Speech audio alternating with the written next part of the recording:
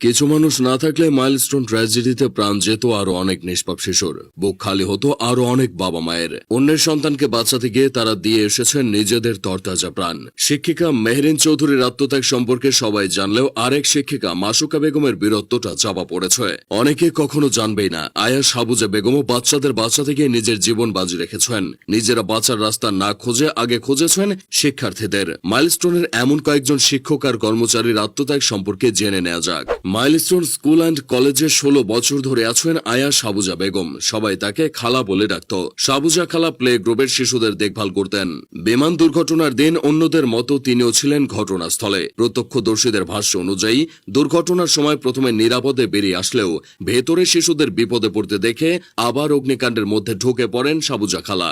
নিজের শরীর দিয়ে শিশুদের ঢেকে বাঁচাতে গিয়ে তিনি গুরুতর দগ্ধ হন। পরে তাকে উদ্ধার করে হাসপাতালে নেওয়া হয়, ভর্তি করা হয় আইসিইউতে। সাবুজা খালা ছিলেন তার পরিবারের প্রধান উপার্জনকারী। মাত্র 43 দিন আগে তার স্বামীও ইন্তেকাল করেছিল। তিনি তার বিধবা মেয়েকে নিয়ে কোন রকমে জীবন যাপন করতেন। এখন সেই তিনিই জীবনের সাথে পাঞ্জা লড়ছেন। তবে শিক্ষিকা মাসুকা বেগম বাঁচতে পারেননি। বাচ্চাদের রক্ষা করে তিনি পরপারে চলে গেছেন।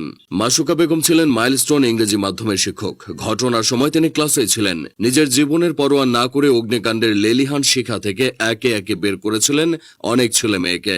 সবাইকে বের করতে গিয়ে নিজের কথাই ভুলে গিয়েছিলেন। এক পর্যায়ে দগ্ধ হয়ে জ্ঞান হারিয়ে পড়ে যান রুমের ভেতর। পরে উদ্ধারকর্মী সেনা সদস্যরা উদ্ধার করে তাকে হাসপাতালে পাঠান। শিক্ষিকা মাসুকা বেগমের শরীরের 85% ক্ষতিগ্রস্ত হয়েছিল। প্রায় 12 থেকে 13 ঘন্টা হাসপাতালে থাকার পর তিনি শেষ নিঃশ্বাস ত্যাগ করেন। মাসুকা বেগম ব্রাহ্মণবাড়িয়া সদর উপজেলার সাদেকপুর ইউনিয়নের চিলকুট চৌধুরী বাড়ির প্রয়াত সিদ্দিক আহমেদ চৌধুরীর ছোট মেয়ে। মাকে হারানোর পর থেকে মাসুকা বড় বোনের স্নেহে বড় হয়েছেন আশুগঞ্জের সোহাগপুর গ্রামে, যা ছিল তার বড় বোনের শ্বশুর বাড়ি। নিজের ইন্তেকালের আগে থেকেই হাসপাতালের পাশের বেডে থাকা এক সহকর্মী শিক্ষককে মাসুকা ওসিয়ত করে যান যেন তাকে আশুগঞ্জ উপজেলার সোহাগপুর গ্রামে কবর দেওয়া হয়। শিক্ষিকা মাসুকা বেগমের শেষ ইচ্ছাটা পূরণ হয়েছে। সেখানেই তাকে চিরনিদ্রায় শায়িত করা হয়েছে। বেঁচে আছেন, তবে জীবনটা অনিশ্চিত। শিক্ষক আশরাফুল ইসলামও শিক্ষার্থীদের রক্ষা করতে নিজের প্রাণের মায়া ভুলে গিয়েছিলেন। অগ্নিকাণ্ডের ভেতর শিশু শিক্ষার্থীদের দেখে থেমে থাকতে পারেননি তিনি। সব উপেক্ষা করে একে একে শিশুদের বাইরে বের করার চেষ্টা করেছিলেন। শেষ পর্যন্ত তিনি নিজেও দগ্ধ হন। কখন ঝলসে গেছেন তাও টের পাননি। জ্ঞান ফিরলে আশরাফুল নিজেকে আবিষ্কার করেন বার্ন ইউনিটের বিছানায়। Ashraful Islam milestone school and কলেজের গণিত শিক্ষক।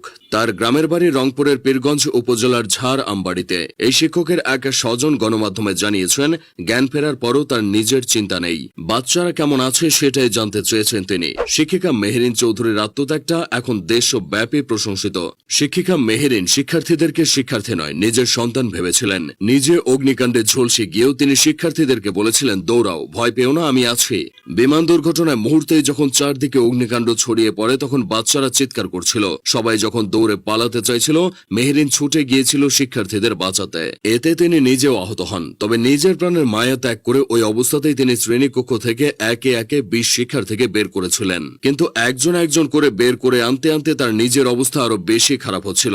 এক পর্যায়ে তার শরীরের 80% ক্ষতিগ্রস্ত হয়। সাহসী ঢাকা মেডিকেলের বার্ন ইউনিটে তিনি ইন্তেকাল করেন। স্ত্রীকে হারিয়ে মেহরিন চৌধুরীর স্বামীর আর্তনাদ সবাইকে ব্যথিত করেছে। এই শিক্ষক শিক্ষিকাদের হয়তো রাষ্ট্রীয় মর্যাদা দেয়া হবে না, তবে মানুষের মণিকোঠায় তারা ঠিকই অধিষ্ঠিত হয়ে গেছেন।